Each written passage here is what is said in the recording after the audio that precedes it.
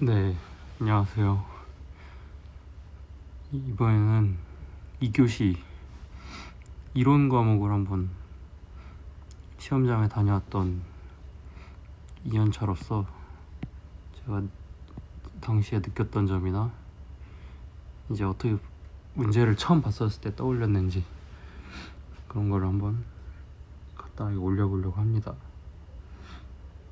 아마 이론은 대부분 사람들이 다 어려웠다고 하는 것 같아요. 주변 사람들 보면은. 그러니까 문제가 1, 2, 3, 1번부터 4번까지 있으면 그래도 어느 정도 공부를 하면은 암기한 대로 그대로 쓸 수 있는 영역이 약간 4번 그리고 1번에서 지역요인 분석 정도라고 생각을 하고, 이제 이번에 사람들이 어렵다고 하는 이유가 이 1, 2, 3번이 사실상 거의 사례형에 가까웠다. 그리고 이게 그 자리에서 즉시 생각을 해서 응용을 해서 답을 해야 되는 문제였어서, 옛날처럼 뭐 35회 때 그 적산법에서 뭐 제조달원가처럼 아예 그냥 암기하고 있는 걸 통으로 쓸어내는 문제가 아니었죠. 당장 여기 지금 문제 1번만 봐도 굉장히 긴 사례 하나를 주고 지금 물음 2개로 이렇게 포섭을 하게 됐어요. 그래서 이번 시험은 모두가 다 이미 아시겠지만 포섭이 핵심이었다. 그래서 저도 제가 시험장에서 얘기를 들려드릴게요. 이제 제가 이렇게 교실이 이렇게 위에서 있으면 교탁 있고 책상들 이렇게 있잖아요. 그럼 제 자리가 여기였어요. 여기 맨 앞에 이렇게 해가지고 제가 여기 감독관님 계시는데, 감독관님이 시험지를 제 펼치시잖아요. 그러니까 매수를 확인하죠. 매수 펼친다기보다. 근데 아시다시피 이론은 시험지가 되게 얇잖아요. 이렇게 세 쪽이 끝이거든요.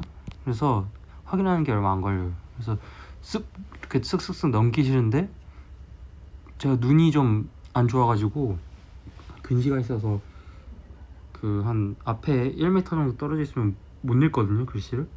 근데 그분이 넘기는 걸 어쩌다 보니까 살짝 봤는데 이렇게 이런 까만 이 1쪽 2쪽이었어요. 근데 얘가 1쪽이 까맸어요. 일단 이렇게 글자가 많구나. 그래서 또 작년처럼 1단지처럼 또 사례형이겠구나 생각했죠. 그런데 둘째 쪽도 까매. 이거 뭔가 이게 멀리서 이 시험지를 이렇게 희미하게 눈 희미하게 이렇게 개슴츠레하게 떠서 한번 보세요. 그럼 이게 굉장히 새까맣거든요, 시험지가. 그래서 뭐야, 이거 뭔가 조금 좀 하드하다. 그러니까 읽고 처리해야 되는 정보가 좀 많다. 이거 자칫 하다가는 내 머릿속에서 이게 정보가 너무 많아서 병목이 일어나겠다. 병목. 그래서 내 머리를 최대한 이 HBM처럼 맞춰야겠다. 이 고도의 이 정보 처리 연산을 해야 되겠구나. 그런 생각을 마음을까지 가졌죠. 그러고 이제 시험지 받고 이전처럼 같은 감독관님이시니까 3분 전에 나눠주고 한 30초 전쯤에 동시에 파본 검사 시켜서 딱 봤죠. 빠르게 봤어요. 1번 대충 사례형이구나. 오케이. 지역 분석 그리고 표공 평가 기준, 표준주의 조사 평가 그건가? 표적인가? 표준주의 조사 평가 기준? 그럼 넘겼어요. 바로 치가 없어요. 근데 2번 이거 조금 특이했어요. 변동성이 실거래보다 작게 나타나거나 뭔가 어떤 현상을 설명하는 것 같아요. 그리고 이제 이거에 관련된 물음이 2개가 있죠. 쭉 봤더니 이게 되게 특이해. 의사결정과 관련해 설명하시고, 뭐야, 일단 알겠어. 그리고 얘는 지금 사실상 거의 미니 사례죠. 미니 사례. 근데 이 사례가 오늘날의 현실에서 좀 생각을 해봐야 되는 사례였고, 3번 얘 보자마자 그냥 이게 진짜 내는구나. 제가 시험 전에 저랑 같이 스터디하고 밥 먹었던 지인분들이랑 맨날 얘기했거든요. 무조건 올해 이 AI 혹은 뭐 주식, 주가 이런 거 나올 것이다. 온 나라를 뒤흔들기 때문에 안 날 수가 없다. 저는 그래서 사실은 엄연히 말해서 부동산 증권화와 그 다음에 부동산 시장 간의 어떤 관계 이 정도로 이렇게 포괄적으로 낼 줄 알았어요. 포괄적으로. 근데 보시면 알겠지만 S기업 바로 그냥 사실상 아파트가격 상승했다는 건 최근에 동탄이죠. S기업은 삼성이고 우리 이재용 회장님은 삼성, 그리고 여기는 사실상 동탄이죠. 뭐 용인 일대도 되긴 하겠지만 최근에 바로 2주 전에 시험 직전 주에 토어제로 묶인 동탄을 의미한다. 그래서 그걸 머리에 좀 박아두고 모든 상황을 거기에 맞춰서 읽었어요, 문제를. 봤더니 선형회귀 분석, 이것도 사례형이야. 근데 회귀 분석 이렇게 사례형으로 낸 적도 처음인데 오묘하다고 넘겼어요. 그랬더니 물적 불이치, 이거 제가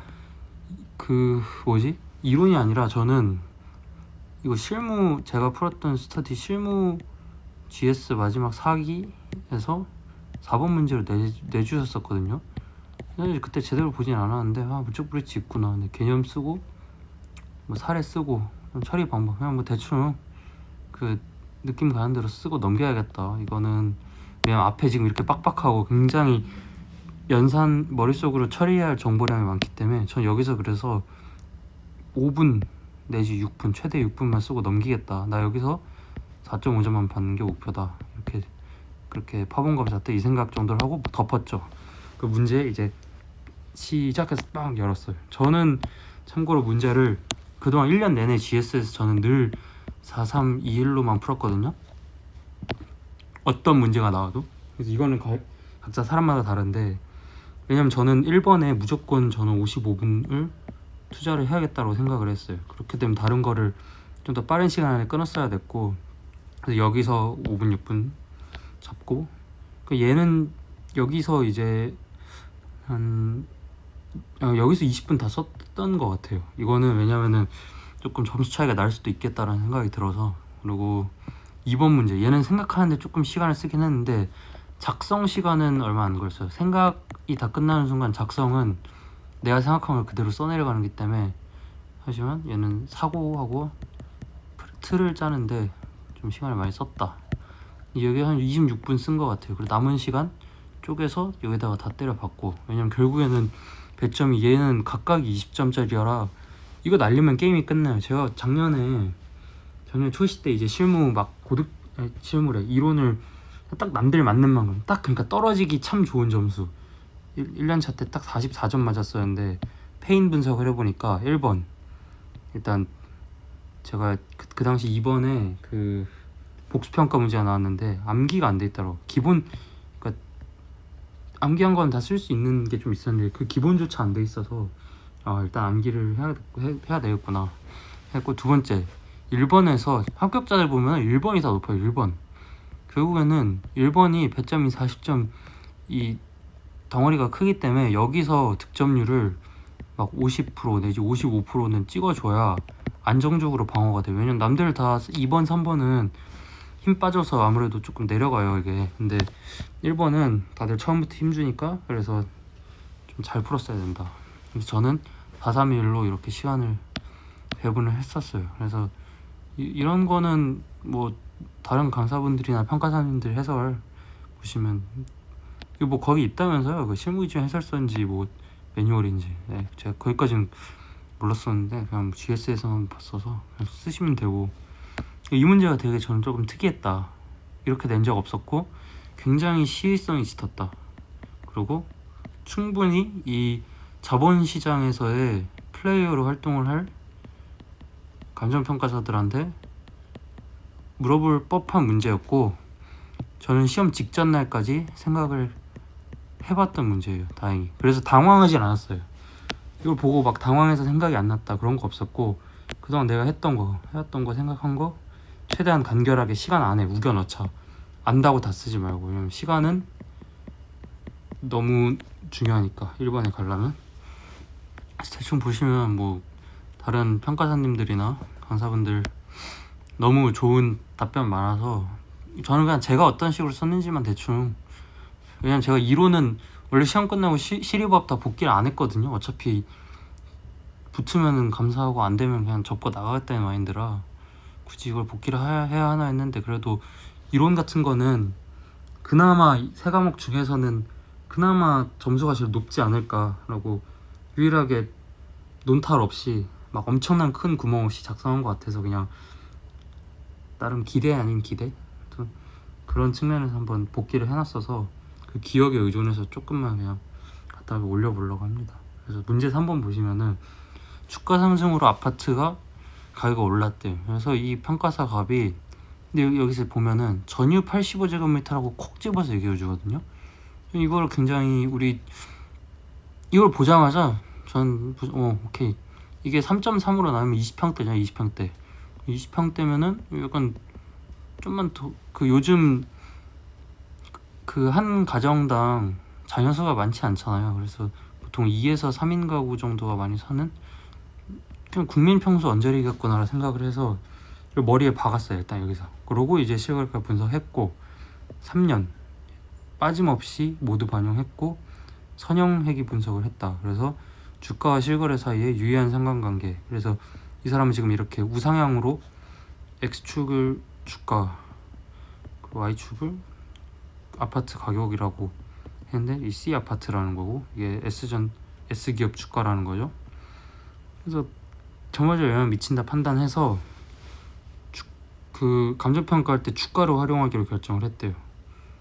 근데 그냥 다른 거 감정평가 기본적인 지식이나 이론을 떠나서 딱 봐도 말 안 되잖아요. 당연하게도. 그래서 문제에서 물어봤던 건 전부 다 비판해라. 그러니까 이게 말이 안 되는 거는 읽는 사람 누구나 아니까 얼마나 논리적으로 한 근거를 대서 그 비판에 대한 근거 싸움이 좀 크다 생각해요. 저는 그냥 딱 봐도 말 안 되잖아요 이렇게 쓰기에는 너무 저희가 본 시험에 격이 있는데 그럴 순 없으니까 이제 저희가 그동안 배웠던 감정평가 이론이나 그 다음에 경제학적인 상식, 그 다음에 오늘날의 현실 이 정도를 잘 버무려 가지고 썼어야 됐다. 근데 이게 지금 20점 배점이잖아요. 시험장에서 저희 4번 풀고 얘 들어오자마자 목차 다 짜는데 거의 2분 내서 2분 30초 안에 목차 작성이 끝나야 되잖아요. 그게 너무 어려운 거고 이걸 읽고 원큐에 이게 떠야 되거든요. 목차가. 그러니까 시간 주면 누구나 다 아름다운 목차를 쓰지.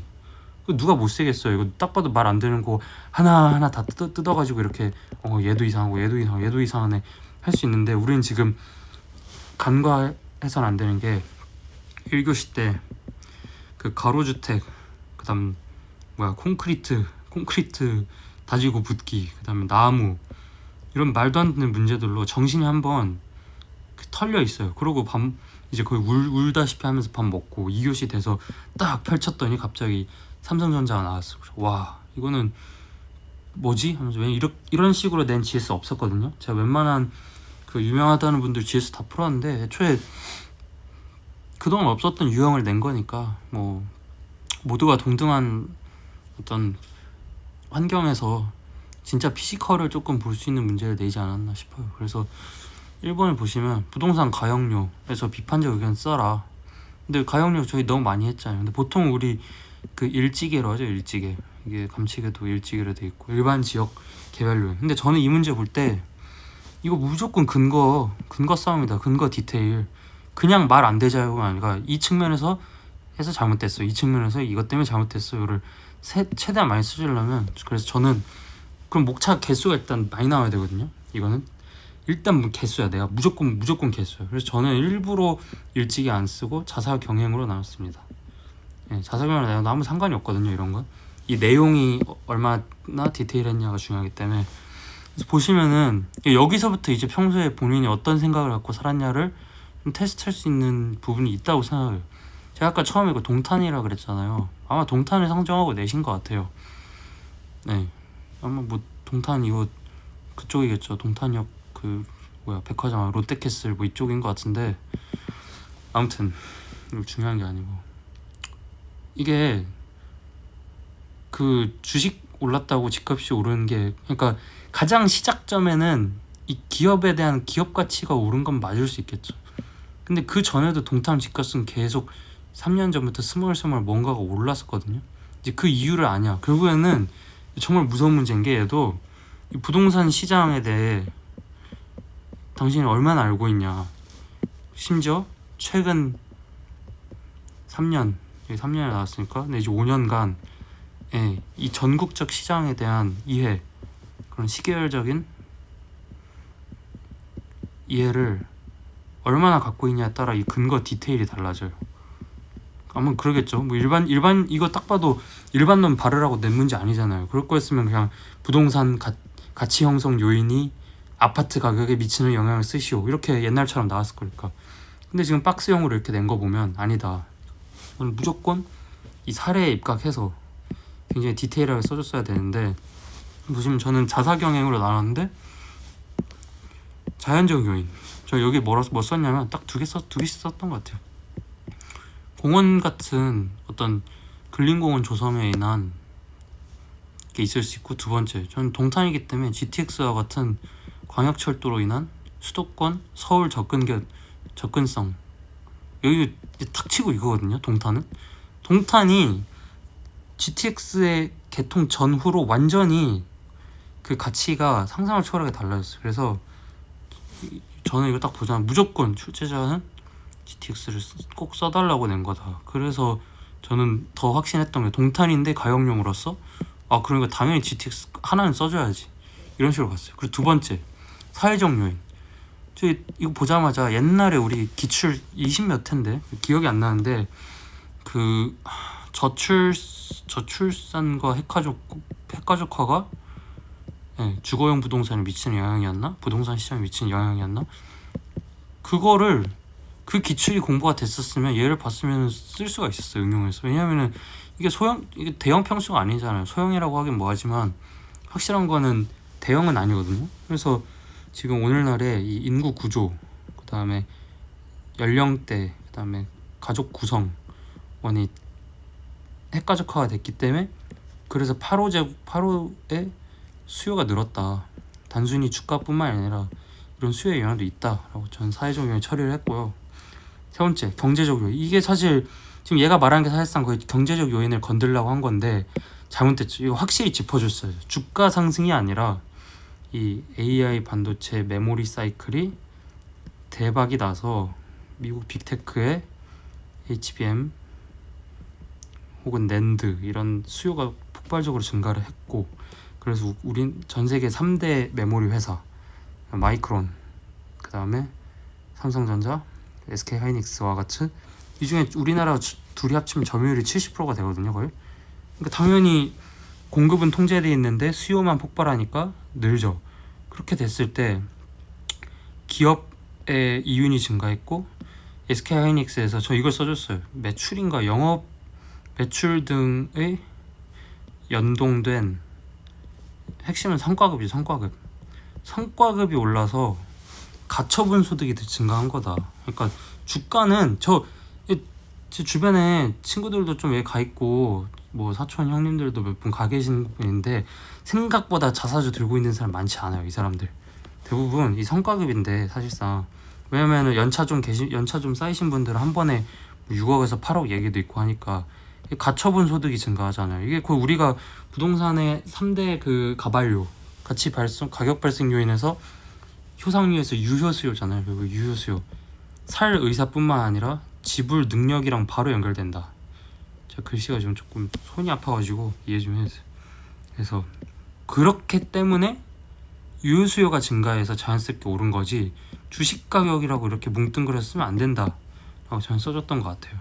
그리고 마지막 행정적 요인은 얘도 결국 동탄이에요. 저희가 시험 보기 4일 전인가 6월 마지막 날 혹은 7월 초에 동탄이랑 용인까지 싹 다 토어제 묶였거든요. 거래 제한이 생겼어요. 너무 오르니까. 그래서 저는 시험지에 그것도 써줬어요. 현재 시험일 기준 7월 4일 기준 얼마 전까지는 토어제 영향을 받지 않아서 지금 정부에서 작년 10월부터 서울 전 지역, 그리고 그 뒤로는 경기도 분당, 그 다음에 외곽까지도 토어제를 묶었는데, 그렇게 되면 이탈 수요가 생기잖아요. 어딘가에는 투자를 하고 싶은데 서울에 못 사니까. 그래서 이탈 수요의 원인도 있을 것이다. 이런 정부의 규제나 정책의 영향에 따라서 그 수요는 전국적으로 계속 움직이거든요. 여기 갔다 그러니까 이렇게 해서 움직이잖아요. 그래서 저는 그래서 이 문제는 자사경으로 써주기 너무 거리가 많았다. 물론 일찍에도 좋아요. 제가 보기에 점수 차이 안 나거든요. 일찍이로 써도 내용만 잘 쓰면 일찍이 너무 좋죠. 왜냐면 주식은 전국적으로 모두에게 똑같은 영향을 미치는 일반적 요인인데 그걸 이렇게 한 지역에 이렇게 심지어 C 아파트 이것만 갖고는 설명할 수가 없죠. 전국적으로 영향을 미치고 지역 요인도 마찬가지고 개별 요인. 근데 일지계로 쓰면은 제가 그동안 스터디 해보니까 이 정도로 디테일하게 쓰기엔 일지계가 그렇게 좋은 목차가 아니에요. 그래서 저는 만약에 전 다시 들어가서 자사경을 쓸 것 같거든요. 자사경이 훨씬 나았다. 그리고 좀 지워봅시다 이거. 아무튼 물음일이 이렇게 끝나요. 그래서 저는 일단 물음일은 평소에 늘 생각했던 거 그냥 잘 쓰고 나온 것 같고, 생각하는데 그 시간이 별로 걸리지 않았어요. 보자마자 이거지 하면서 빠바바박 쓰고 나왔는데 이 물음 2가 조금 그렇죠. 이게 회귀 분석을 물론 준비를 안 하지 않죠. 그 뭐 앞머리자도 외웠었는데 뭐 사특 코분 재검인가 뭐 사례 선정, 뭐 특성 변수, 코딩, 분석, 재검토 뭐 이런 거 있었던 것 같은데, 근데 여기서 자료 선정과 결과 분석 시 유의사항과 관련해 비판을 하래요. 그래서 저는 그냥 목차 어떻게 잡았었냐면 이거 저는 솔직히 이문항은 딱 5점 정도 받을 것 같아요. 막 엄청 잘 쓰진 못한 것 같아서.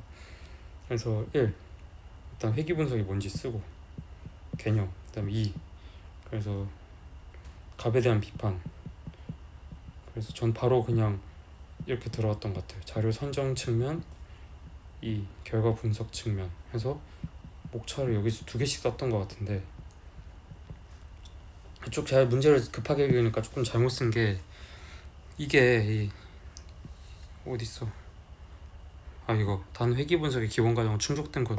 이게 만약에 R 스퀘어나 T 검증을 하지 말라는 뜻으로 낸 거였으면 그럼 저는 아마 점수가 좀 더 깎일 것 같은데, 저 급하고 정신 없으니까 이거 지금 목차 2분 안에 짜야 돼요. 다 읽고 이거 어떻게 하나, 사람이 실수도 하지. 그래서 저는 여기다가 다공선성 검증과 뭐 R 스퀘어 등의 어떤 그 검토 과정이 부족했다, 그냥 바로 쓴다고 했으니까 써버렸어요.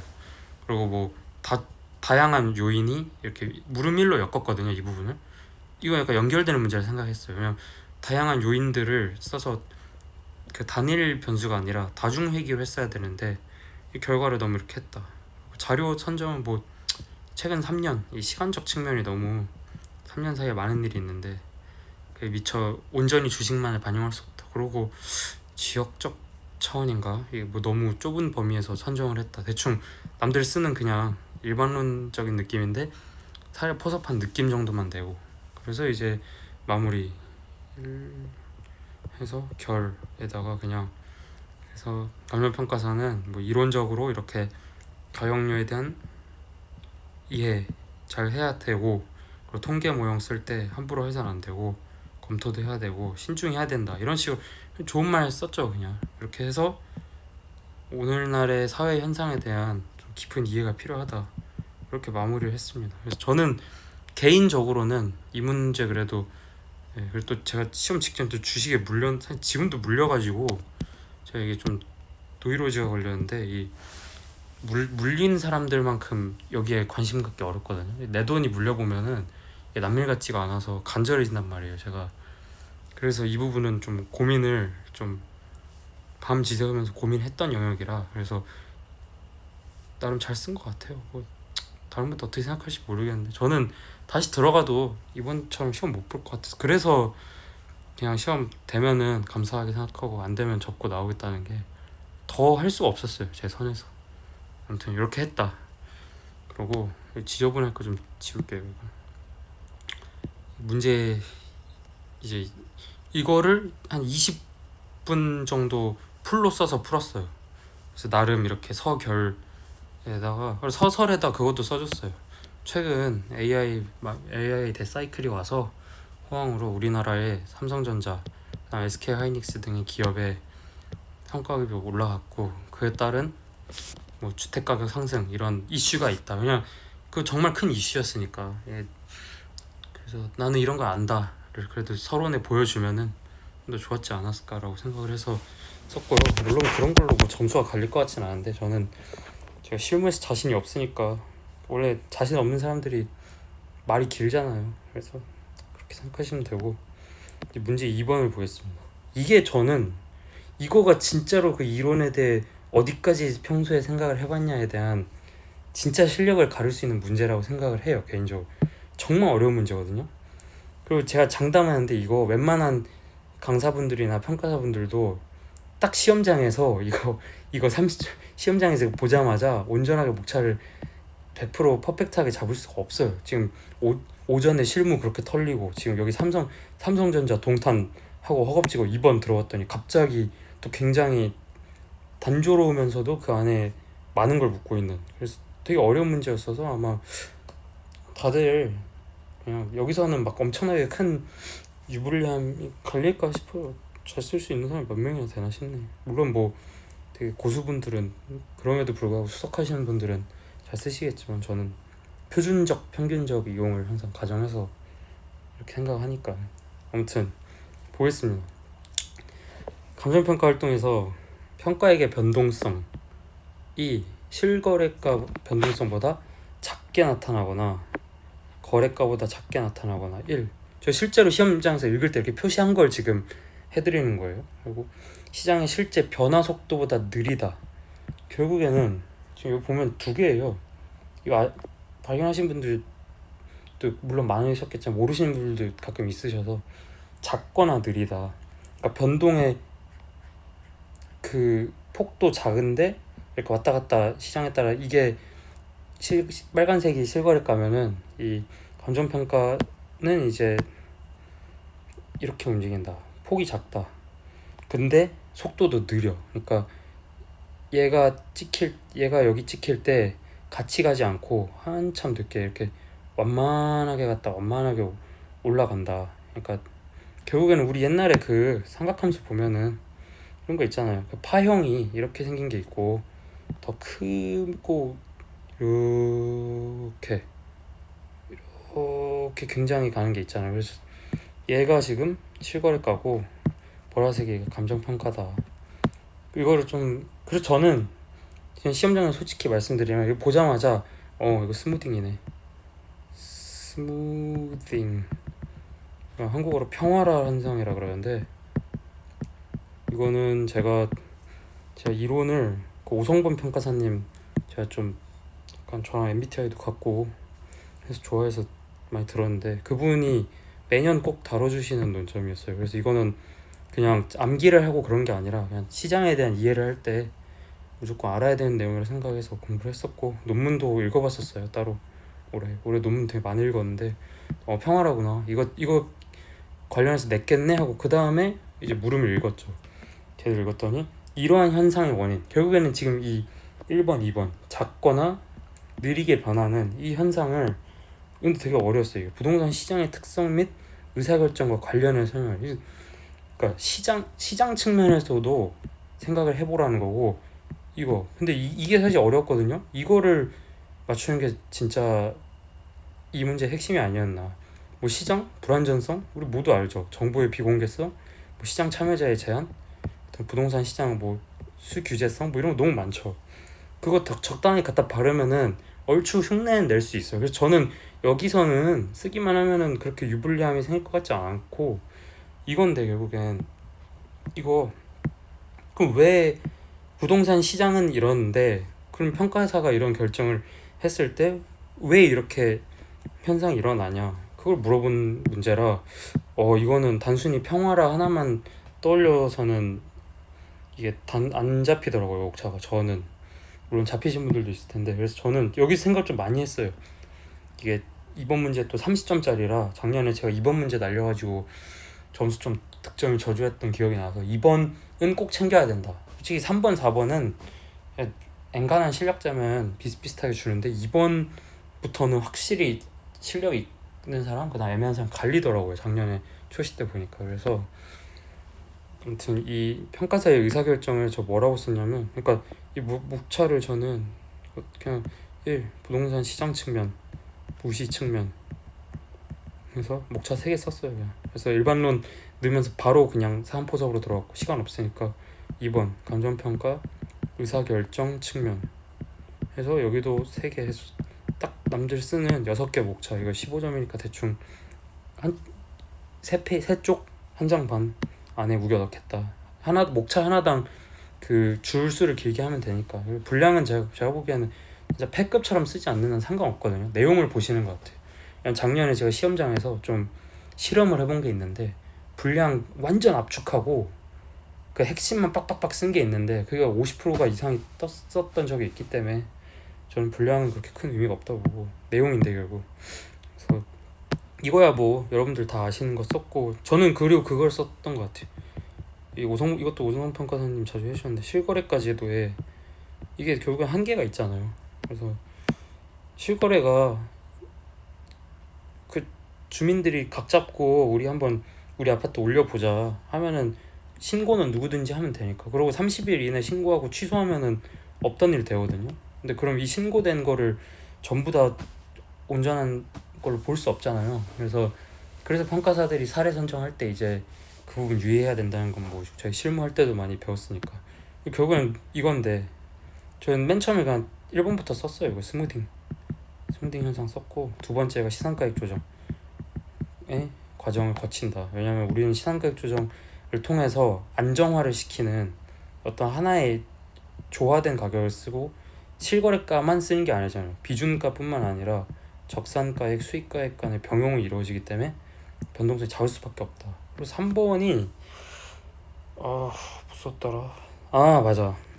이거는 옛날 실무 기출 보시면은 그 막 공부 좀 깊게 해보신 분들 S&P 500의 수익률과 그 다음에 감정평가액, 그 다음에 뭐 주식 리츠의 수익률을 분석한 4번인가 5번 문제가 있었어요. 10점짜리. 그거 보면은 그 문제에서 묻는 게 그게 그 상관관계라는 거. 상관관계? 이거는 아마 실무 그 문제 공부해보신 분들은 제가 무슨 말하는지 아실 텐데, 그러니까 상관계수에 따라 다르다. 근데 감정평가는 필연적으로 평가사들이 평가할 때 저희 공시가기준법만 해도 그 학교인에서 전례 검색하잖아요. 그래서 전례에 영향을 받는다. 그리고 솔직히 이게 스무딩이랑 목차 겹치는 거 알았지만 그래도 어떻게 써야 되니까 이것도 3분 안에 지금 목차 다 짜야 되는데 이거 뭐 하나하나 따질 거 있나요? 그냥 거의 동물적 거의 짐승의 상태에서 쓰는 거라 생각해요. 전 시험장 가서는 공부할 때는 양반처럼 해도 시험은 짐승 한 마리의 애니멀 스피릿으로 보는 거다. 저는 이 세 개를 갖다가 막 비벼 썼어요. 부동산 시장 이거는 뭐 여러분 다 잘 쓰셨을 것 같고 저는 그냥 이걸 써서 이렇게 보여줬고, 그래서 전례에 영향 받을 수밖에 없다. 그래서 떨어져도 더 천천히 떨어지고, 왜냐면은 눈치 살살 보면서 이전 전례랑 솔직히 웬만한 평가사들이 전례가 예를 들어서 8억이 찍혀 있는데 이거 가격 너무 떨어졌는데 하고 혼자 갑자기 5억으로 밀어버릴 수 있는 평가사가 몇이나 있겠어요. 보통 내가 잘못 평가했겠거니 혹은 눈치 살살 보면서 천천히 깎겠죠. 뭐 7억 5천, 뭐 7억 이런 식으로. 근데 시장 가격은 이미 뚝뚝뚝 극단적으로 뭐 5억까지 떨어졌다 했을 때, 그래서 저는 그 부분을 좀 썼고요. 윤리규정 위반 없으니까 평가사가 밤티는 아니다. 그래서 그 부분 써주면 되고, 물음 2. 얘도 정말 어려운 문제다. 저 개인적으로 여기서 사실 고민을 더 많이 했어요. 왜냐면 문제 읽으면서 전 평화라라는 걸 애초에 떠올리고 들어갔었기 때문에 물음 1에서 시간 안 썼는데, 물음 2 보면은 A시 특정 아파트에서 거래 가격이 최근에 급락했대요. 근데 감정평가액은 계속 이래. 그러니까 지금 실거래가 이렇게 하고 있는데 그 A동이, 근데 평가액은 계속 이래 계속 동결돼 있어. 예. 그리고 왜 그럴까에 대한 문제인데, 근데 여기서 재밌는 게 아니라 어려운 거예요. 신뢰성에 미치는 영향을 시장 가치와 관련 설명하래. 이런 문제도 처음 나왔거든요. 지금 사실상 미니 사례를 주고 이 미니 사례를 신뢰성에 미치는 영향, 근데 그걸 또 시장 가치와 관련해. 하여튼 어려운 문제죠. 시장 가치의 기본 요건, 뭐 통충 정신성 그거 하나하나 분설해서 어떻게 비벼 쓰면 되긴 하는데, 그래서 좀 생각을, 근데 너무 일반적인 걸 쓰면 안 됐다. 이것도 왜냐면 이 특정 아파트 단지면은 이걸 보자마자 저는 처음에 뭐야 당연히 이거 신뢰성 안 좋은 거 아니야 했는데, 1번 곰곰이 생각해봤을 때 감정평가의 신뢰성이 바닥을 치고 있습니다로 결론을 내면 과연 감정평가사를 뽑으려는 시험에서 감정평가의 신뢰성 하락을 마구 읍고하는 자가 좋은 점수를 받을 것인가는 아니잖아요, 솔직히. 뭐 뿌락치도 아니고. 그래도 감정평가의 신뢰성이 오히려 높을 수 있다는 측면을 그래서 생각을 해봤어요. 그래서 결론적으로 저는 이 문제를, 그래서 목차를 처음 생각한 거랑 다르게 다시 짠 게, 그래서 1. 시장가치, 뭐 의의 및 요건 이렇게 쓰고, 바로 이제 어떻게 썼었더라? 목차 기억이 안 나네. 이걸 썼다. 저는 지금 기억났어. 이 거래 가격이 하락했잖아요. 이거를 포섭해줘야 되거든요. 지금 하락을 전제로 했기 때문에. 그래서 저는 거래 가격 하락 원인을 썼어요. 이게 하락이 진짜로 하락할 이유가 있어서 하락한 걸 수도 있고, 반대로 어떤 언론의 찌라시 혹은 사람들의 심리 이런 걸로 일시적으로 하락했다 다시 반등할 수 있는 거고, 시장은 오로지 A면 A다, B는 B다가 아니잖아요. 되게 여러 가지가 복합해서 작용하니까. 그때 저는 이 문제를 풀면서 그 생각을 했어요. 얘랑 엮여 있다. 시장을 하나의 잣대로만 보지 마라. 다양성, 저희 맨날 배우죠. 다양성과 뭐 변동성, 뭐 다변성, 그런 거를 전부 다 고려해서 볼 줄 아느냐 모르느냐를, 결국에 물음 2, 3은 다른 문제지만 그 근간, 아주 깊숙한 곳에선 같은 걸 묻고 있었다. 저는 이렇게 생각을 하는데, 아님 말고요. 어차피 붙은 사람도 아니고 그냥 시험 보고 온 수험생이니까 무시하시면 되고. 아무튼 거래 가격 하락을 저는 좀 오늘날에 맞춰서 써주고 싶었어요. 왜냐면 이분이 지금 삼성전자 낸 거 보면은 약간 현실에 좀 관심이 많으신 교수님이에요. 현실 물론 다른 교수님들도 당연히 관심 많으시겠지만, 이분은 이렇게 직접 내신 거 보면 현실에 관심 많으시다. 그래서 저는 오늘날에 제일 핫한 이 AI와 관련된 어떤 문제들, 그게 부동산과 엮인 문제들을 조금 써주면 좋지 않을까 해서 거래 가격에 1번, 일단은 시장이 잘못 움직이고 있을 때, 이 언론의 공고, 뭐 찌라시라고 하진 않았지만 뭐 거짓 정보 등으로 일시적으로 하락한 걸 수도 있다. 그리고 2번째, 정책 변동. 만약에 정책적으로 해당 단지에 불리한 내용이 됐을 경우엔 당연히 하락할 수 있겠죠. 그리고 그런 정책이 시행이 되는 게 확정이 나면 더 하락이 신뢰성이 높아질 거고. 3번째가 아마 보셨더라. 정책, 언론, 굳이 정책 뭐 하나를 더 썼는데 기억이 안 나요. 제가 복기를 해놓은 게 지금 없어가지고 집에 있어서. 아무튼 이렇게 썼어요. 왜냐면은 이게 가격이 하락한 게 정상적인 걸 수도 있고 잘못된 거에 기한 걸 수도 있기 때문에 그걸 먼저 보여줘야 된다고 생각을 했어요. 그러고 저는 이제 신뢰성에 미치는 영향에서 1. 이 크게 한 문단당 거의 7줄 포섭을 했던 것 같거든요. 그래서 1번 신뢰성 향상인가? 신뢰성 향상 측면, 하락 측면, 양자를 보수적으로, 방어적으로 그냥 양자를 다 해줬어요. 왜냐면은 너무 한쪽으로 치우치기엔 위험하고 확신이 없었으니까, 출제하신 분이 이거를 어느 방향으로 틀라고 하는지 몰랐어서. 그래서 이 각각의 이제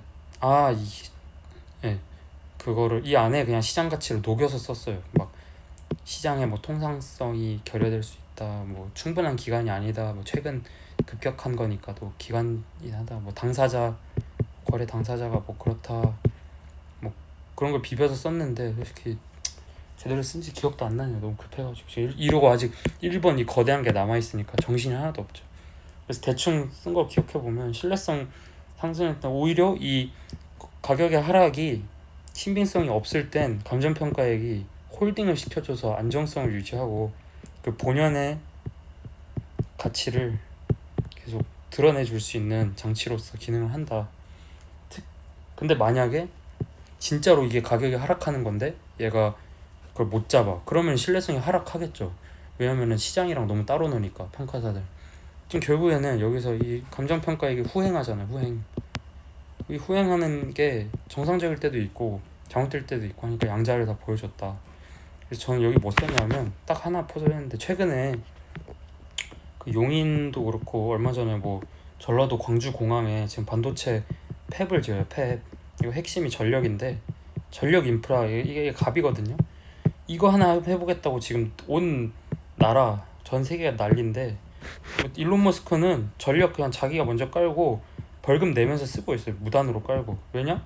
이 벌금 내는 게 이거 무단으로 깔아서 당장 콜로서스 돌려서 돈 버는 것보다 벌금이 작으니까. 우리말로 우리끼리 쓰는 말로 MPV가 그래도 0 이상이 뜨기 때문에 그 정도로 전력이 갑이거든요. 그래서 우리나라도 전력난이 이제 시작이 될 수도 있다는 신문 기사를 시험 직전에 많이 봤어요. 그래서 특히 송전 문제가 되게 심각하다.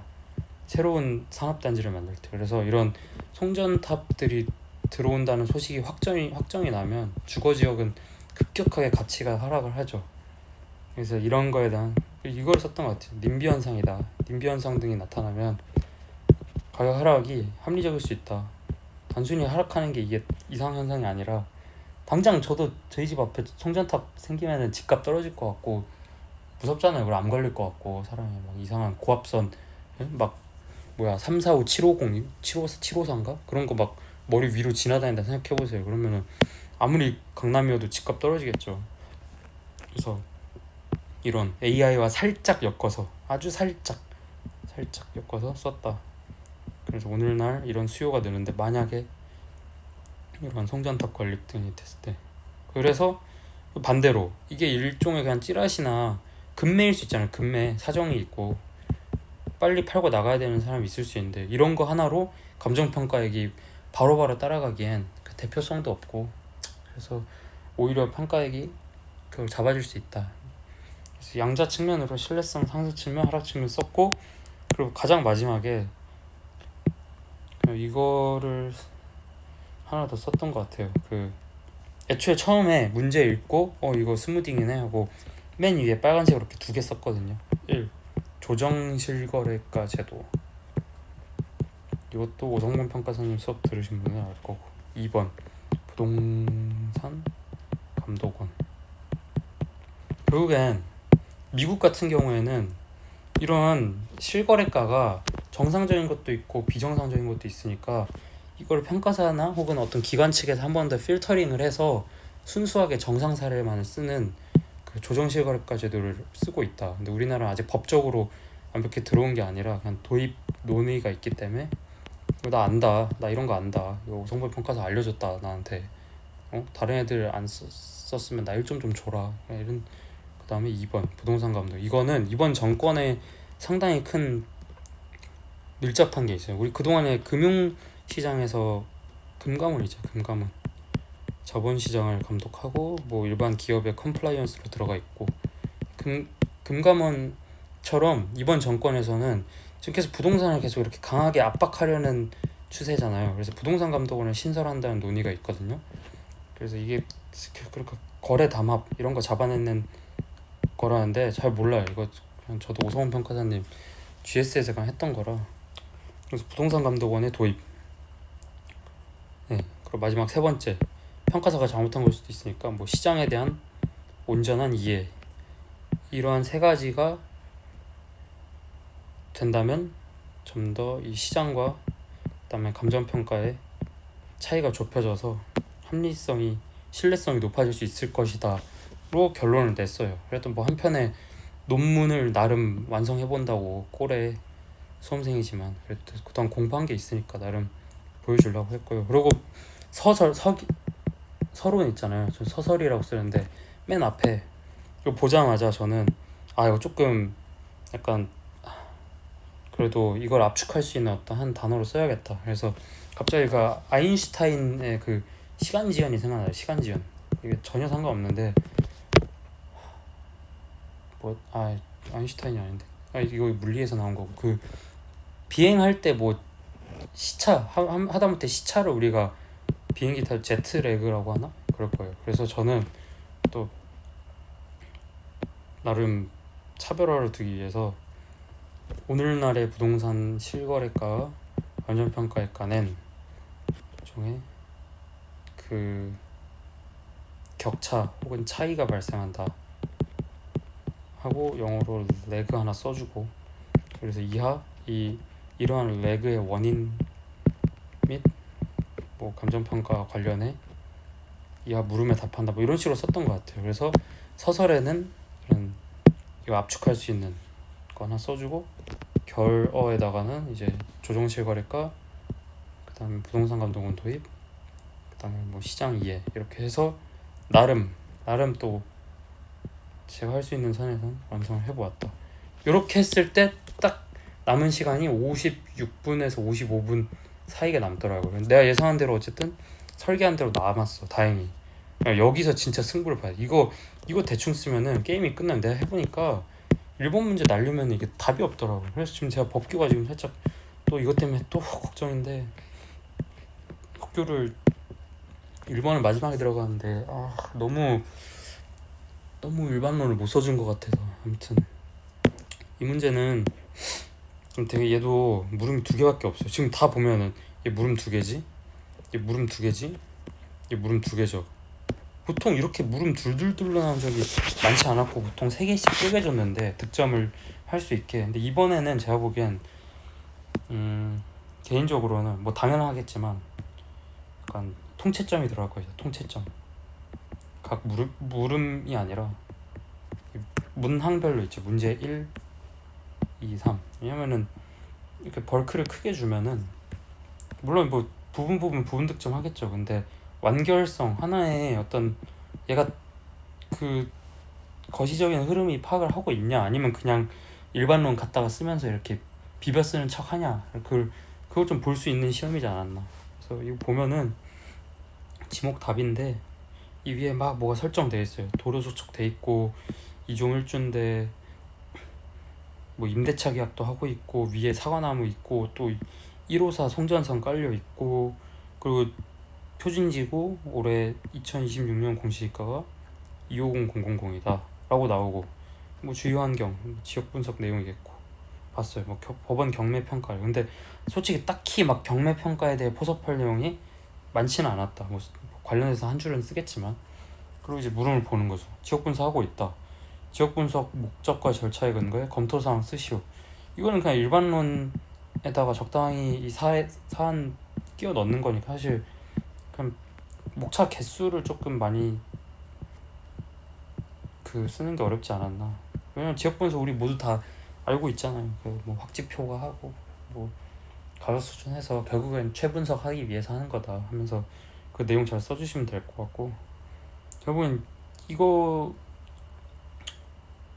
그나마 여기서 조금 생각해봐야 될 거는 제 기준에서는 일단 이거 택지개발 촉진에 의한 이게 지금 인근에 계속 개발이 되고 있는데 얘가 언제까지 이 250을 유지할 것인가. 왜냐면 지금 20만 제곱미터니까 또 마침 저희가 토지보상법 70조 5항 검토할 정도의 면적은 되는 거죠. 그러니까 이게 결국에는 지가 변동을 검토를 하게 되는 면적의 시작점이 20만 제곱미터 이상이잖아요. 그래서 뭔가 주변에 영향이 있을 것이다. 그럼 얘도 살짝 영향 받겠지. 뭐 300, 009 될 수도 있고 내년엔 모르는 거잖아요. 그래서 그런 거 변화 가능성 좀 써주면 되는 것 같고, 그리고 저 몰랐는데 시험 끝나고 다른 분들 물어봤더니 이거 생각보다 그냥 비시지개그만 쓰신 분들도 많더라고요. 근데 저는 몰랐어요. 그냥 여기서 표준 공시지가 평가 기준에 근거해서 쓰시라길래 좀 그냥 뭐야 이거 적실나 공개일 하나씩 해서 그냥 뭐 목차 엮어가지고 써야겠다 빠바바박 쓰고. 왜냐면 너무 이거를 묻는 거라고 생각을 했던 이유가 임대차도 있어. 그 다음에 154K KV 그 154kV짜리 구분지 상권이 있어. 이 두 개 대표적인 아주 대표적인 사건이죠. 사건. 그 다음에 이와 대비되는 공권은 그 공법상 제한은 여기 깔려 있었어요. 그러니까 얘 반영해주고 얘 반영 안 한다. 그거 하나 써주면 되겠구나라고 했고, 그러고 대신 이제 이런 이용 뭐 현실적 이용 뭐 어쩌고 하잖아요. 지금 이거는 포섭 제대로 한지 모르겠는데 그냥 대충 썼어요. 뭐 실제 이용 어쩌고 해서 약간 사과나무 어쩌고 하나 좀 써주고, 지금 뭐 사과나무 하나로 이게 떨어질 것 같지는 않고 그렇게 써주고, 맨 마지막에 저는 표준지 조사 평가 기준에 근거해서인데 그냥 그것도 써줬어요. 이게 표준지니까 표공이니까 이게 현실화율이 지금 정책적인 목적에 현실화율이 걸려 있어요. 그래서 참고로 올해 2026년 기준으로 국토부에서 발표했던 전국 표준지 평균 현실화율이 65.5%인가 그래요. 그래서 이건 제가 그냥 혼자 전에 옛날에 심심해서 찾아보다가 기억이 나길래 시험장에서 목차 하나만 더 써줬어요. 그래서 현실화율에 대한 고려 이렇게 화율 이건 뭐 근데 추가 점수 줘도 1점? 아니면 뭐 그냥 재밌네 하고 넘기실 것 같긴 한데 메인 내용은 어쨌든 이 두 개를 제대로 썼느냐로 갈리니까. 그래서 아무튼 이론은 제 생각에는 기본론 달달달 외워서는 안 된다. 기본론 어쩌면 기본론 발라 쓴 사람들이 이번에 점수가 굉장히 낮을 수도 있겠다. 그리고 오히려 우리나라 시장 현상에 대한 어떤 고민 이런 거를 많이 하셨으면 그렇게 막 고난이도라고 느끼진 않았고 그동안 내 머릿속에서 굴려봤던 거 그냥 보여주고 온다 이렇게 생각해서 잘 쓸 수 있지 않았을까라는 생각이 드는데 모르죠. 뭐 제 딴에는 잘 썼다고 생각하는데 또 이러놓고 뭐 45점 이렇게 맞아버리면 제가 그냥 이 시험 재능이 없는 거니까 그때는 그래서 아무튼 이론은 이렇습니다. 제가 이론 보고 나서도 힘들어가지고 이게 될까 말까 하는데 법규가 이 다음 3교시가 법규인데 법규 진짜 양이 너무 많았어요. 법규가 분량이 원래 이렇게 빡빡하게 안 내는데 준비한 걸 제대로 쓰지도 못해. 뭐 일반론도 조금 비벼 써주고 하려 했는데 그냥 다 무슨 한 문항당 판례가 막 2개씩 엮여 있어 버리니까 이걸 어디서부터 줄이고 어디서부터 늘렸어야 될지에 대한 솔직히 약간 너무 빡세니까 무슨 뭐 강 박사님 그거 뒤에서 푸는 기분도 들고 분량이 너무 세니까 아무튼 좀 법규는 완주는 했지만 예상은 못하겠습니다. 제 개인적으로 법규. 그래도 이론은 저는 저득점할 것 같지는 않거든요. 고득점은 물론 글발에 따라 다르지만 저득점은 안 할 것 같은데 법규 이게 문제다. 그래서 이거는 조금 당일 날까지 기다려 봐야 되는데 아무튼 이론은 이렇습니다. 너무 어려웠던 시험이고 다시 이거보다 잘 쓸 자신도 없고 시험은 너무 그날 운이 크게 작용한다는 걸 또 한 번 느끼게 됐고 그래서 아무튼 좀 머리 식힐 겸 여행 왔다가 이렇게 잠깐 너무 더워서 방에서 잠깐 쉬고 해 떨어질 때 이렇게 그래도 찍어놓으면 언젠간 쓰이겠지 하고 그렇게 해서 찍었습니다. 법규는 한번 고민을 해봐야겠네요. 저희 뭐 워낙 뭐 유명한 메이저 논점이긴 했으니까 굳이 이런 걸 한다고 사람들이 필요로 할까 싶긴 한데 실무 2, 3번은 영상 찍다가 조금 우울하고 화날 것 같아서 좀 찍을지 말지 고민 중입니다. 이게 지금 저는 뭐 콘크리트, 그다음 나무 그래서 너무 시험장 당시에 너무 큰 그 정신적 충격 내상을 입어버린 상태라 이런 게 나온다고? 이런 게? 나 그동안 수없이 특집이 막 하고 그랬는데 이게 나온다고? 이게 끝인 거야? 하면서 너무 충격이 커서 그래서 실무가 개인적으로 좀 걱정인데 올해 이론은 이러니까 이론 어려웠어요. 저는 밥 먹고 이것만 생각하면서 살았는데도 빡빡하게 정확히 16페이지 다 쓰고 이하여 100 쓰고 끝났으니까 만약에 이 중간중간에 생각하는데 시간이 더 걸리신 분들은 내용을 날리셨을 확률도 높고 예를 들어 뭐 이런 거는 내용을 조금 날리셨을 수도 있고 15점 몇 점이라 작지도 않으니까 하여튼 그렇습니다. 뭐